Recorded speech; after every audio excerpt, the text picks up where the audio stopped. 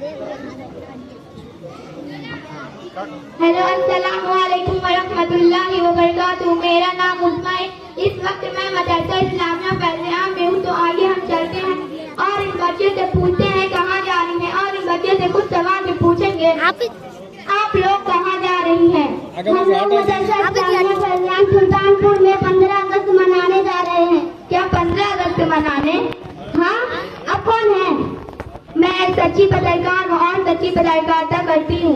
सबसे पहले मैं आपका नाम जानना चाहूंगी। आपका क्या नाम? मेरा नाम सिमरा खान। कौन से क्लास में पढ़ती हैं? 4वीं क्लास में पढ़ती हूँ। क्या आप 15 अगस्त के बारे में कुछ जानती हैं? बताएं। जी हाँ, 15 अगस्त हमारे मुल्क का कौमी त्योहार है। इसको जश्न आज़ादी अयाम आज़ादी के नाम से भी जानते हैं।